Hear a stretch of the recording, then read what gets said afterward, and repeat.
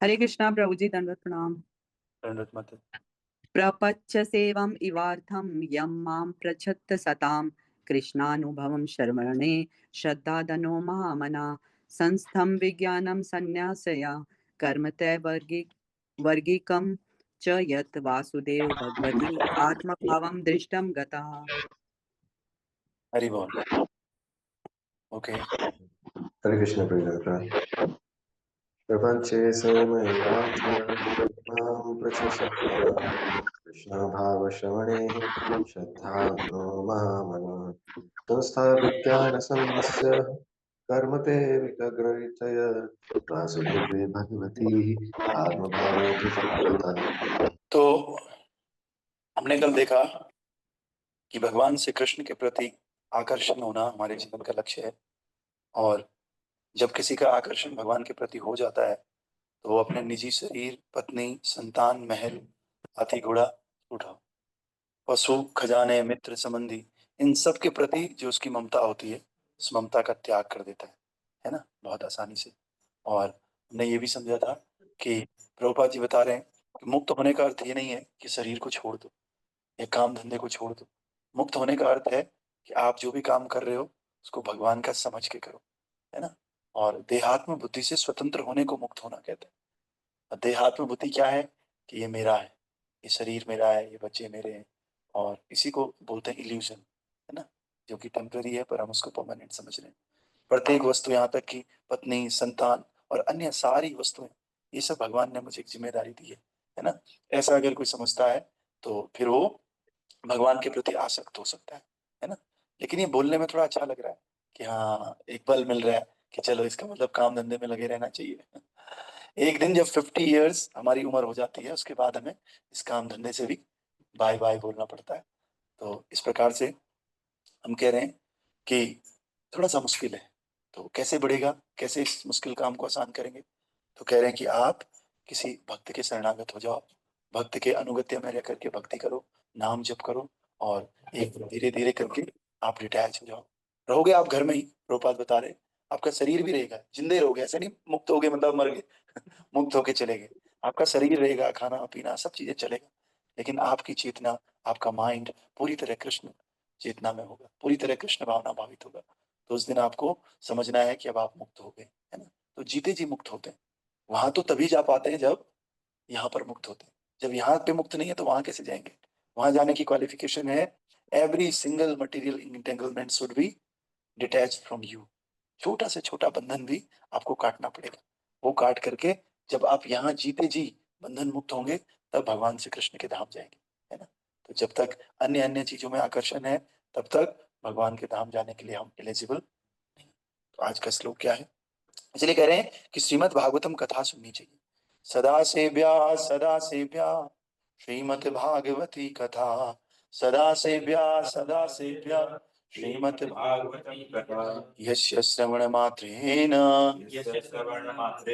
हरिचित्त सम आश्रयेत्। तो हमारा उद्देश्य क्या है, भगवान श्री कृष्ण को चित्त में रखना, और जो फालतू के आकर्षण है, जो फालतू की गंदी आदतें हमें लगी हुई हैं, उन आदतों को धीरे धीरे खत्म करना, और एकमात्र आकर्षण किसके चरणों में होना, भगवान के चरणों में। अपने हृदय में सारे मल को निकाल करके केवल भगवान को जगह देना हृदय में, वो हमारा क्या है, उद्देश्य है। ये कैसे होगा, सदा सेव्या श्रीमद् भागवती कथा। रोज श्रीमद् भागवतम की कथा को सुनना होगा, पढ़ना होगा, और यस्य श्रवण मात्रेण हरिचित्त समाश्रय। पहले भी कई बार मैं इस श्लोक को कोट कर चुका हूँ, ये श्लोक आपको याद होना चाहिए। ये श्लोक हमारा जीवन है, और ये श्लोक हमारी भागवतम कथा रोज करने के लिए और सुनने के लिए एक प्रेरणा है ना। इसी से प्रेरित होकर के हम क्या करते हैं, रोज भागवतम करते हैं।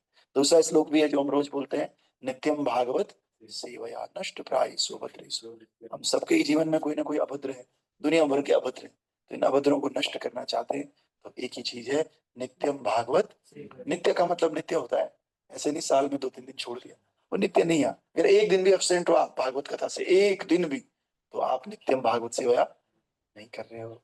इसलिए हमको नित्य करना है, नित्य। हो सकता है कभी 6:30 की वजह 7 हो जाए, कभी 7 की जगह 7:15 हो जाए, है ना, लेकिन होना नित्य चाहिए। तो संडे को थोड़ा आप लोग मेंटली प्रिपेयर रहिए कि संडे को थोड़ा सा देर में होता है, 7 बजे क्लास शुरू होती है, 7:10 शुरू होती है ना। तो इस तरह से आप मेंटली प्रिपेयर रहिए। लेकिन किसी भी प्रकार से आपने ये भागवतम कक्षा की जो सीरीज है, जो भगवत प्राप्ति करने के लिए जो हमने एक मिशन स्टार्ट किया है, छोटा सा मिशन, इसमें ये लगने में छोटा है लेकिन कैसा है, ये बहुत बड़ा मिशन है। ये मिशन भगवत प्राप्ति करवाएगा अगर हम नित्यम भागवत सेवा करेंगे तो इस भागवतम की सीरीज में आपको जुड़े रहना है, छोड़ना नहीं है, दूसरे को भी जोड़ना है।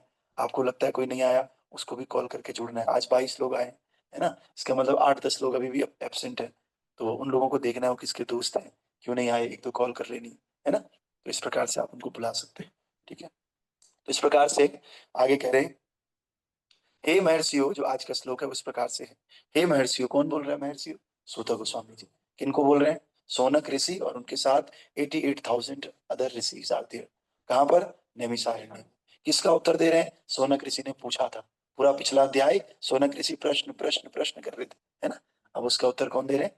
सूत गोस्वामी कह रहे हैं, हे महर्षियों, महात्मा महाराज परीक्षित ने भगवान कृष्ण के विचार में निरंतर लीन रहते हुए अपनी आसन्न मृत्यु को भली भांति जानते हुए सारे सकाम कर्म अर्थात धर्म के कार्य, आर्थिक विकास तथा इंद्रिय तृप्ति सारा का सारा त्याग दिया और भगवान श्री कृष्ण के लिए सहज प्रेम में अपने आप को दृढ़ता से स्थिर कर लिया। तब उन्होंने इन सारे प्रश्नों को उसी प्रकार पूछा जिस प्रकार आप सब मुझसे पूछ रहे हैं। तो ये कथा हो रही है नैमिषारण्य में। सूत गोस्वामी सुना रहे हैं किसको? सौनक आदि ऋषियों को। लेकिन वो याद कर रहे हैं किसको? याद कर रहे हैं वो परीक्षित महाराज और सुखदेव गोस्वामी के समय जब कथा हो रही, उसको याद कर रहे हो, है ना। कह रहे हैं कि जैसे आप लोग मुझसे सुन रहे हो ना, और जैसे आप लोग मुझसे पूछ रहे हो, वैसे ही परीक्षित महाराज भी किससे पूछते थे? सुखदेव गोस्वामी से पूछते थे। याद कर रहे हैं उस बात को, है ना, क्योंकि वहां पर ये सूत गोस्वामी भी वहीं पर उपस्थित थे, है ना। तो इसीलिए तो इन्होंने कथा सुनी, और वो कथा आप किसको बता रहे हैं? सौनक आदि ऋषियों को बता रहे हैं। तो कह रहे हैं कि जो भगवान, जो परीक्षित महाराज थे, उनको पता था कि मेरी मौत आने वाली है। और आसन्न मौत का मतलब समझते हो? आसन्न मतलब जो आना ही आना है, उसको टाला नहीं जा सकता और उसको पोस्टपोन भी नहीं किया जा सकता, है ना। पक्का है, वो आनी आनी और इस दिन आनी। तो उनको पता था परीक्षित महाराज को, इसीलिए उन्होंने क्या कर दिया? धर्म अर्थ काम, इस सारे के सारी चीजों को त्याग दिया। बस एक चीज के ऊपर फोकस कर दिया, भगवान श्री कृष्ण के प्रति उनका सहज प्रेम, वास्तविक प्रेम, जो कि उन्हें भगवान के धाम लेकर के जाएगा।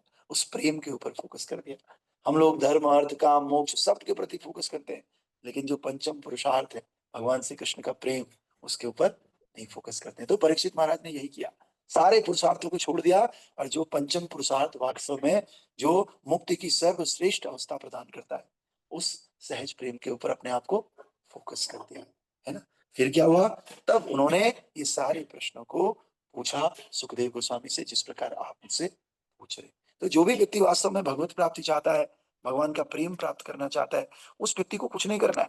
उस व्यक्ति को जैसे सुखदेव गोस्वामी को परीक्षित महाराज ने पूछा और सूत गोस्वामी को सौनक आदि ऋषियों ने पूछा, उसी प्रकार से हमें भक्त की शरण में जाना है और भक्त की शरण में जाकर के उनसे प्रश्न करना है। क्या प्रश्न करना है?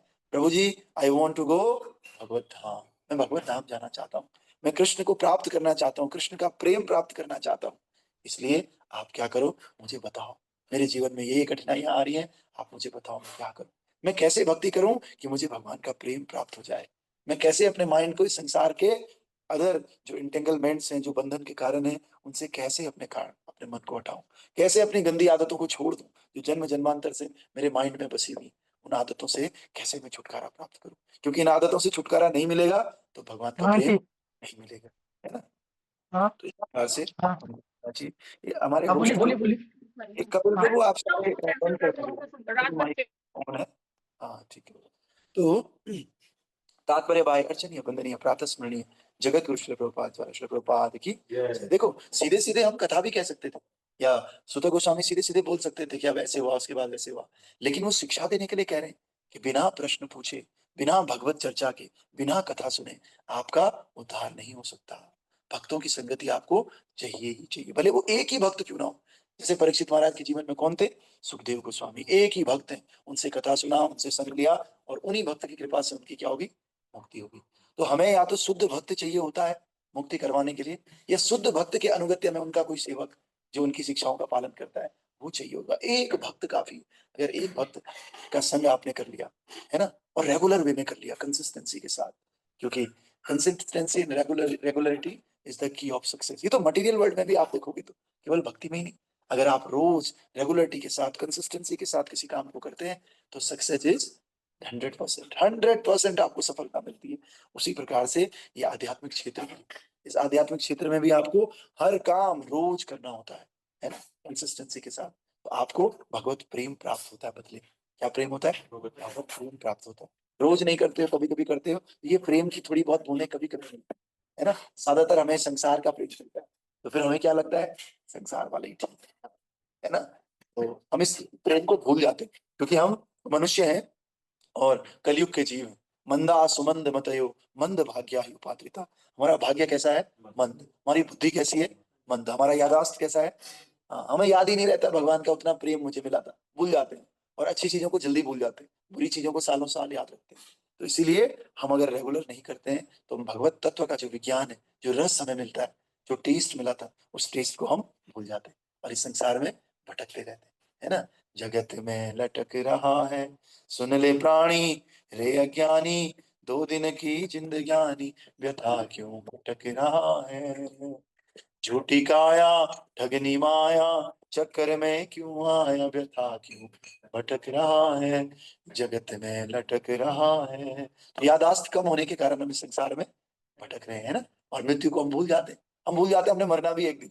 जब हमें गुस्सा आता है, जब कोई हमारा काम नहीं करता है, कितने गुस्से में हम लोग हम ये नहीं सोचते हैं कि भैया हमें तो मृत्यु आनी है, हम तो किसी, ये तो शरीर हमारा झूठा है, कैसा है, एक दिन धोखा दे देगा। क्या दे देगा? पता लगेगा ये हाथ उठ ही नहीं रहा है ना, सांस आना बंद हो गया, है ना। तो जब ये पता है तो हमें इस बात को हमेशा ध्यान में रखना चाहिए, मौत को याद करना चाहिए, कृष्ण को याद करना चाहिए। महाराज कहते हैं, दो बातन को भूल मत, जो चाहत कल्याण, नारायण एक मौत को दूजे श्री भगवान। अगर आप अपना कल्याण चाहते हो, है ना, तो आप दो बातों को याद रखो हमेशा। जैसे परीक्षित महाराज ने 2 ही बातें याद रखी। एक ये याद रखा कि उनकी मौत पक्की है, दूसरा उन्होंने क्या याद रखा, भगवान श्री कृष्ण के चरण कमल सत्य है ना। तो इस प्रकार से इन 2 चीजों को हमें ध्यान रखना है, तो हमारी प्रगति निश्चित है। तो तात्पर्य भाई, अर्चनीय, वंदनीय, प्रातः स्मरणीय जगत गुरु श्रील प्रभुपाद जी द्वारा, श्रील प्रभुपाद की जय। ये हार्दिक प्रभु को कॉल कर दो ये व्हाट्सएप से, आई फॉरगॉट, है ना, ठीक है। तो इस प्रकार से आगे कह रहे हैं, इस संसार में जीवन संघर्ष में रत बद्ध जीवों के लिए सामान्यतया धर्म, आर्थिक विकास तथा इंद्रिय तृप्ति, ये 3 काम आकर्षक होते हैं। हमारा उद्देश्य है कृष्ण के प्रति आकर्षण, लेकिन आकर्षण 3 कामों में होता है। कहाँ कहाँ? नंबर 1 धर्म में, नंबर 2 आर्थिक विकास, पैसे कैसे कमाए जाएगा, नंबर 3 इंद्रिय तृप्ति में, खाने को मिलेगा नहीं मिलेगा, नहीं मजा नहीं आएगा यार, समझ रहे हो? तो मजे लेने में हमारी आसक्ति है 1, आर्थिक विकास में, रुपया पैसा कमाने में 2, नंबर 3 धर्म। धर्म का मतलब केवल पूजा पाठ नहीं है। धर्म का मतलब ये मेरा बेटा है, इसके लिए मैं क्या करूं, ये तो मेरा दोस्त है ना, ये तो मेरे चाचा का बेटा है, ये मेरे फूफा है, ये मेरी माँ है, ये मेरा बाप है ना, ये सब धर्म है। क्या है? जिसमें श्रीमद् भागवतम में भगवान क्या कह रहे हैं, कैटव धर्म कह रहे हैं इसको, ये कैटव धर्म है, झूठे धर्म। तो इन झूठे धर्मों की बात यहाँ पर कर रहे हैं कि जो है तो हमारे लिए लेकिन टेम्पररी, टेम्पररी धर्मों की बात हो रही है। तो इस प्रकार से ये सब झूठे धर्मों के पीछे कलयुग में व्यक्ति है। दूसरा, आर्थिक विकास, पैसा कमाना चाहते हैं हम लोग, उन्हीं में हमारा आकर्षण रहता है। तीसरा, इंद्रिय तृप्ति करना चाहते हैं, है ना, मजा लेना चाहते हैं, हर इंद्रिय को संतुष्ट करना चाहते हैं। ये 3 आकर्षण के मुख्य विषय हैं संसार में। कौन कौन से? धर्म, दूसरा आर्थिक विकास, और तीसरा इंद्रिय तृप्ति। इन 3 कामों में हर व्यक्ति लगा हुआ है, और जब तक इन 3 कामों में लगा हुआ है, कृष्ण के चरणों में आकर्षण नहीं हो सकता है।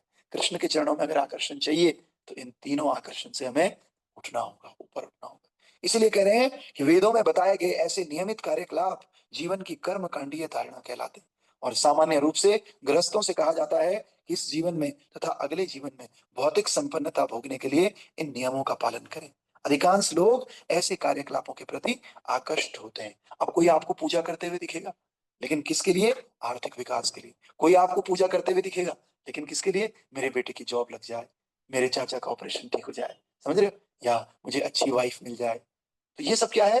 कर्म कांड। क्या कह रहे हैं? मेरी नौकरी, मुझे पैसा मिल जाए बिजनेस में, ये सब कर्म कांड।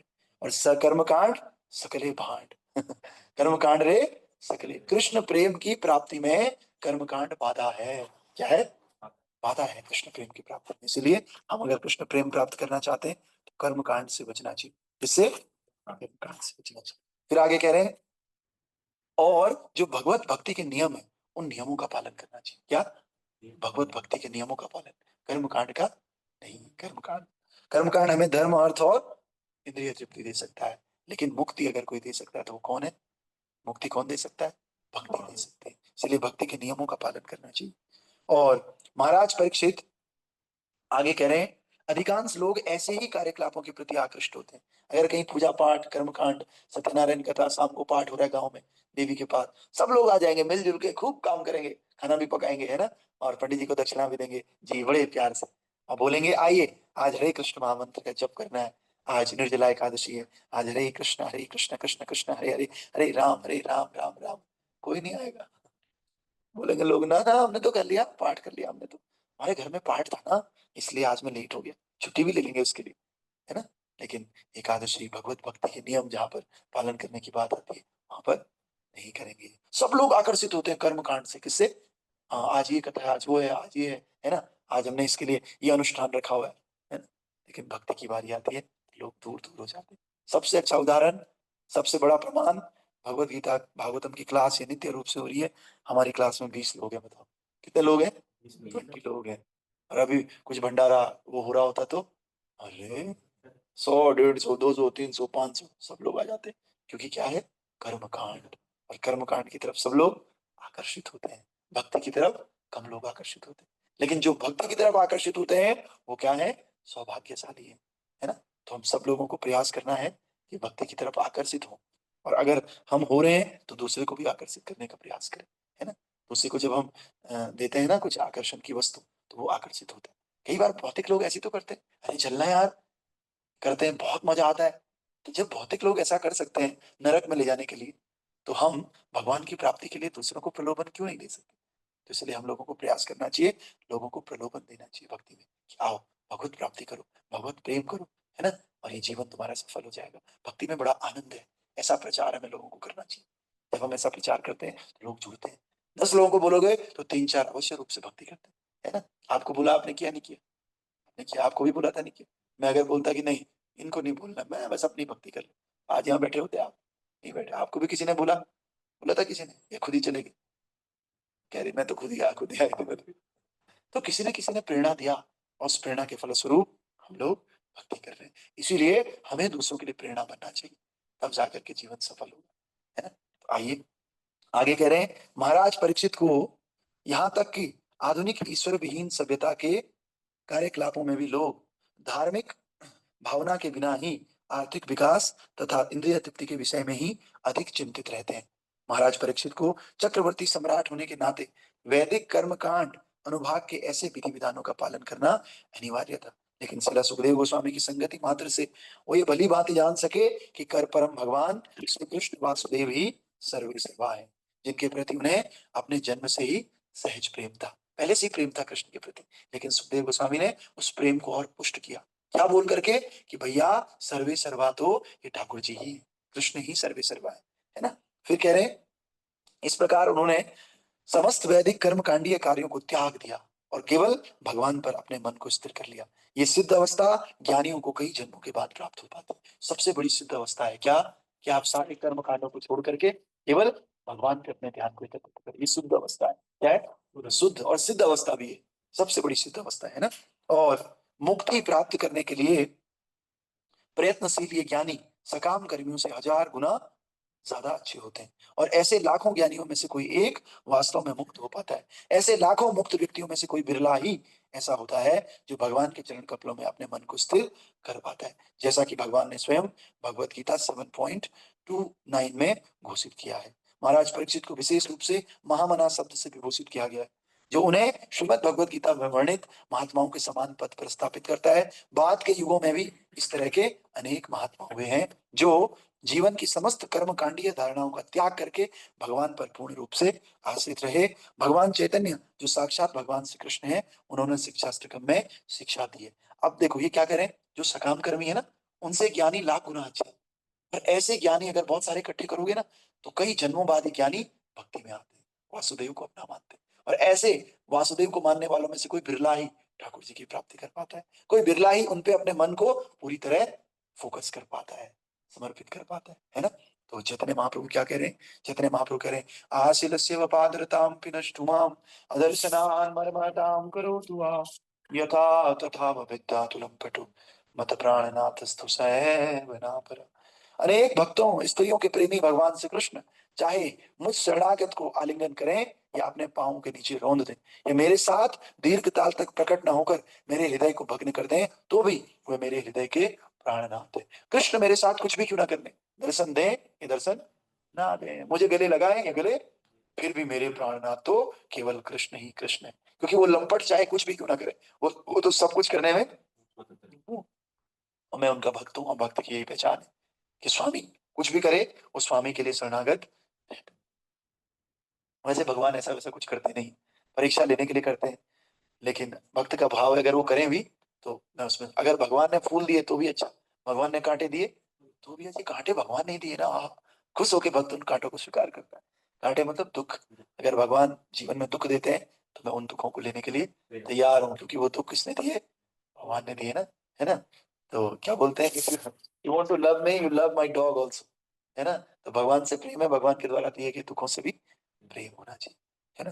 तो जो है, इसमें बहुत सारा तात्पर्य है अभी, और बहुत सारे श्लोक हैं। तो क्या लग रहा है आज ही करें? अभी है इसमें 10 मिनट लगेंगे, चलो ठीक है, 10 मिनट में कर लेते हैं।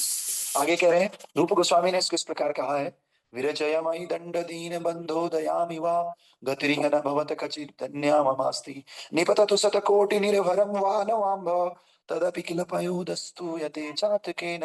हे दिनों के स्वामी, आप जैसा चाहे मेरे साथ करें, चाहे आप दया दिखाओ या दंड दो, लेकिन इस जगत में आपके अतिरिक्त अन्य कोई नहीं जिसका मैं आश्रय लूं। चातक पक्षी सदैव बालक के लिए ही प्रार्थना करता है, चाहे वो बारिश करे या बिजली गिरा दे, है ना। तो देखो, कल एक बच्चा मेरे पास आया था, स्टूडेंट, तो मैं उससे पूछा क्या करोगे, तो कहता है कि जैसे पापा कहेंगे वैसे करूंगा। बड़े प्यार से बोल रहे। मैं उसको देख के इतना इंस्पायर हुआ, बच्चा भक्ति में भी नहीं, लेकिन क्या कह रहा है, जैसे पापा कहेंगे वैसा करूंगा, है ना।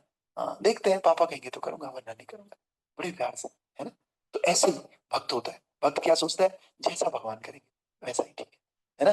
भगवान चाहे बिजली गिराए, चाहे बारिश करे, चाहे सूखा पड़वा दे, मैं तो कृष्ण की रजा में खुश हूं उनके साथ। ऐसे कह रहे हैं कि भगवान चैतन्य के दादा गुरु श्रील माधवेंद्र पुरी ने भी इन शब्दों के साथ समस्त कर्म कांड से छुट्टी पा ली थी। हम अभी कर्म कांडों के चक्कर में पड़े हुए, लेकिन एक दिन हमारा भी उद्देश्य है, हमने कर्म कांडों के चक्करों से छुट्टी ले लेनी है ना। तो क्या कहा था इन्होंने, संध्या वंदन भद्रमस्तु भवदो भो स्नान तुभ्यम नमो भो देवा पितरस्य तर्पण विधो नाहं क्षमक्षमक्षताम् यत्र क्वापि निसद्य यादव कुलोत्तमस्य कंसद्विषः स्मारं स्मारमगम हरामि तदलम मन्ने की मन्ने न मे। कह रहे हैं, हे संध्या बदन, तुम्हारा कल्याण हो। शाम की संध्या होती है ना, कई लोग करते हैं कर्म कांड, तुम्हारा कल्याण हो। हे सुबह का स्नान, तुम्हें भी मैं अंतिम नमस्कार करता हूँ कि मैं कर नहीं पाऊंगा अब। हे देव, हे पितरगण, आप मुझे माफ कर दो, मैं कृष्ण के अलावा अब किसी को करने का मेरे पास टाइम नहीं है, मुझे माफ करना, तुमको मैं लाख लाख प्रणाम कर रहा हूँ। समझ रहे हो, मैं आपकी प्रसन्नता के लिए और अधिक अर्पण करने में अक्षम हूँ, सक्षम नहीं हूँ। अब मैंने महान यदुवंशी तथा कंस के महान शत्रु भगवान श्री कृष्ण को सर्वत्र समर्पण करते हुए अपने समस्त पापों के फलों से अपने आप को मुक्त करने का निश्चय किया है। मैं बस अब यदुवंशी श्री कृष्ण के चरणों में ही रहना चाहता हूँ, तो मुझे माफ करना, मैं आ नहीं पाऊंगा, है ना। जैसे कई बार होता है ना, जैसे कि आज हमारे जहाँ मैं काम करता हूँ वहां पर आज कोई बड़ा एग्जाम है, तो उन्होंने कहा आप ही आ जाना थोड़ी देर के लिए। हमने हाथ जोड़ दिया, हम आ नहीं सकते, क्योंकि आज जगन्नाथ जी की रथ यात्रा है, हमने जगन्नाथ जी को समर्पण कर दिया, है ना। तो ऐसे ही इन्होंने भी क्या कहा कि भैया, कि मैंने तो यदुवंश के जो नाथ हैं भगवान श्री कृष्ण, कंस के शत्रु हैं, उनको समर्पण करने का निश्चय कर लिया। सॉरी, अब मैं आपके पास नहीं आ पाऊँ, इसलिए आपको एक बार लास्ट बार प्रणाम कर रहा हूँ, है ना। तो आगे कह रहे हैं, अतएव आगे प्रयास करने से क्या लाभ है। मैं सोचता हूँ कि मेरे लिए यही पर्याप्त है। क्या पर्याप्त है? 16 माला, 4 नियम, जगन्नाथ जी की रथ यात्रा, प्रसाद भोग लगाना, भक्तों का संग करना, मेरे लिए यही पर्याप्त है। अब मैं कुछ और आगे नहीं कर पाऊंगा। तो कर्मकांड से छुट्टी ले ली थी किसने? माधवेंद्रपुरी ने, है ना। हम भी छुट्टी लेंगे एक दिन, है ना। तो शिला माधवेंद्रपुरी ने आगे कहा, मुग्धम मा निगंतु नीति निपुणा भ्रांतम मोहैर वेदिका, वेदिका मंदम बांधव संजया जड़धियम मुक्तादरा स ओदरा उन्मत्तम धनिनो विवेक चतुरा कामं महादम्भिकं मोक्तुं न चामते मनागपि मनो गोविंद पाद स्पृहा। कह रहे हैं भले ही नीतिपूर्ण लोग मुझ पर भ्रमित होने का दोषारोपण करें, लोग बोले बिगड़ गया, देखो इतनी अच्छे बढ़िया कमाई करने का मौका है और वो छोड़ के रथ यात्रा में जा रहा है, बताओ, है ना। तो लोग दोषारोपण करेंगे कि ये भ्रमित हो गया है, किंतु मुझे इसकी चिंता नहीं है। हाथी क्या चलता रहता है, कुत्ते भौंकते रहते हैं, कुछ भी बोल लो मुझे चिंता नहीं है। वैदिक कर्मों में पटु लोग मुझे पथ भ्रष्ट कहेंगे, जो कर्म कांड करते हैं ना वो कहेंगे देखो देखो कैसे ये तो घर भी नहीं आते, कर्म कांड भी नहीं करते, बड़े भक्त बनते हैं। बोले मेरे मित्र और मेरे संबंधी मुझे निराश कहेंगे, क्या कहेंगे, मेरे भाई मुझे वीर मूढ़ कहेंगे, मेरे जो अपने भाई बंधे ना वो कहेंगे देख कर्मकांड छोड़ के कृष्ण की तरफ जा रहा है, देख मूर्ख है ना। और धनवान लोग मुझे ये कहकर अंगुली उठाएंगे, और विद्वान दार्शनिक भले ही मुझे बहुत दम्भी कहेंगे, तो भी मेरा मन गोविंद के चरण कमलों की सेवा के संकल्प से बिल्कुल भी नहीं हटता, यद्यपि मैं ऐसा कर पाने में असमर्थ हूँ।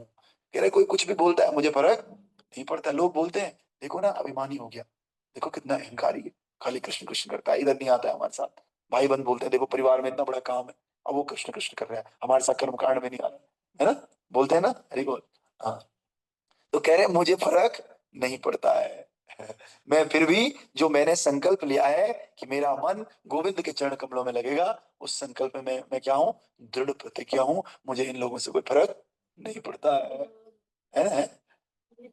हाँ, अभिनव अभिनव अरोड़ा की तरह हो गया है ना इसको काट देना, किसी का नाम लेना ठीक नहीं है ना है ना। तो कह रहे हैं भले ही आगे कह रहे हैं प्रहलाद महाराज ने भी कहा है भागवतम में, क्या कहा है, धर्मार्थ काम इति योज विहित स्त्रीवर्गा ईसा इच्छा त्रयी नयदमो विविधा च वार्ता मन्ये तदेतत् अखिलम निगमस्य सत्यम स्वात्मार्पणम स्वस्वेद परमस्य पुंसम। ये रिकॉर्डिंग हो रही है क्या? अच्छा ठीक है। स्वात्मार्पणम स्वस्वेद परमस्य पुंसम। प्रहलाद महाराज कह रहे हैं मोक्ष प्राप्त करने के 3 उपाय माने गए, धर्म अर्थ और काम, है ना। धर्म करोगे अर्थ पैसा कमाओगे, काम करोगे और फिर मोक्ष की प्राप्ति होगी, है ना। इनमें से विशेष रूप से इच्छात्रयी आत्मज्ञान, सकाम कर्म का ज्ञान, तर्क तथा राजनीति एवं अर्थशास्त्र जीविका के विभिन्न साधन है। ये सब वैदिक ज्ञान वैदिक शिक्षा के विभिन्न विषय हैं, अतः मैं इन्हें क्षणिक गतिविधियां मानता हूँ। इसके विपरीत भगवान श्री विष्णु की शरणागति जीवन का वास्तविक लक्ष्य है, लाभ है, और मैं इसे अंतिम सत्य मानता हूँ। श्रीमद् भगवत गीता में कह रहे हैं ना, श्रीमद् भागवतम में कह रहे हैं प्रहलाद महाराज ऐसा, है ना। कह रहे हैं जो ये भी कर्म कांड है सभी तो टेम्पररी मानता हूं मैं इनको, असली क्या है भगवान श्री कृष्ण की शरण, ऐसा प्रहलाद महाराज कह रहे हैं 7वें स्कंद के 6वें श्लोक के 26वें श्लोक में 6वें अध्याय। श्रीमद् भगवत गीता में भी इस सारे विषय को व्यवसायत्मिका बुद्धि देहोस्मिन् यथा देहे कौमारम योगिनो जित्तरा आगे न विधीयते। हाँ, तो श्रीमद् भगवत गीता में भी कहा है कि महान वैष्णव विद्वान श्रील बलदेव विद्याभूषण ने इसकी परिभाषा भगवत अर्चना रूप एक निष्काम कर्म भी शुद्ध चित्त के रूप में दी गई है, जिसका अर्थ है सकाम कर्म फल से मुक्त होकर भगवान की दिव्य प्रेममयी सेवा को मूल कर्तव्य समझना, है ना। अभी हम कर्म कांड को मूल कर्तव्य समझते हैं, लेकिन इसको छोड़ करके भगवान श्री कृष्ण की भक्ति को मूल समझना ये है। अतएव महाराज परीक्षित बिल्कुल सही थे जब उन्होंने जीवन की समस्त कर्म कांडीय धारणाओं को त्याग कर भगवान के चरण कमलों को दृढ़ता से अपना लिया था, है ना। तो परीक्षित महाराज ने अपना लिया था, तो आज हम परीक्षित महाराज से इंस्पायर प्रेरणा लेंगे कि हम भी एक दिन इन सब आसक्तियों को छोड़ करके केवल भगवान श्री कृष्ण के चरण कमलों में दृढ़ हो सके। ये तो हम अभी भी कर सकते हैं, है ना। भगवान की भक्ति करनी है बस, और कोई लेना देना नहीं हमें, है ना। कर सकते हैं अभी नहीं कर सकते, बस इसके लिए कुछ ज्यादा करना भी नहीं, है ना। हाँ, काम क्रोध लोभ मोह जो अनर्थ है इनको जाने में टाइम लगता है, लेकिन इन अनर्थों के साथ ही हम भगवान के चरण कमलों में समर्पित हो सकते हैं, है ना। ठीक है, तो आइए आप सबका स्वागत है। आज रथ यात्रा है शाम को, तो रथ यात्रा में पहुंचने का प्रयास कीजिए, है ना। जीआरटी कॉलेज से कहा अकेता होटल, है ना। तो 6-7 बजे तक रथ यात्रा खत्म हो जाती है, ज्यादा से ज्यादा 8 बजे प्रसाद भी मिलेगा फिर वहां पर, तो 12-1 बजे से शायद शुरू हो जाएगी, है ना। 12-1-2 बजे से। फिर प्रभुपाद की जय। तो मंगला आरती करेंगे अभी हम लोग, है ना। उसके बाद यस माता जी, हरे कृष्ण। हरे कृष्णा प्रभु जी, दंडवत प्रणाम। तो प्रभु जी उमा। मैं एयरटेल में आई हुई हूँ यूएस में, तो मैंने कहा कहीं आप कॉल करोगे तो मुझे कॉल लगेगी नहीं, तो अच्छा, यहाँ पे 12.5 घंटे का फर्क है, तो मैंने मतलब यहाँ पे अभी एक दिन पहले की शाम है, तो मैं अपने अभी आप। कहाँ चल रहा है? हरे कृष्णा प्रभु जी। अभी इवनिंग है ना वहाँ पर? हाँ, यहाँ पे इवनिंग है, हाँ। अच्छा, अच्छा। है ना? तो ठीक है, वहाँ पर भी मंदिर है इस्कॉन का? हाँ, प्रभु जी, वहाँ यहाँ भी कल रथ यात्रा है, तो मैं जाऊँगी। है पास ना? में है? नहीं प्रभु जी, थोड़ा दूर है 45 मिनट का, हाँ। अच्छा, तो अच्छा। है ना? ठीक है, ठीक है। आप वापस कब आएँगे? प्रभु जी, मैं आऊँगी 2 अगस्त को। अच्छा, अच्छा, ठीक है, ठीक। है ना? चलिए ठीक है, कुछ लेकर आना वहाँ से पत्तों के लिए। बिल्कुल, ठीक है, ठीक है। श्रील प्रभुपाद की जय। Thank you so much. है ना? हरे हरे कृष्ण। कृष्ण। मंगल आरती करो। सौर्य प्रभु कहाँ है? आ रहे हैं कि नहीं?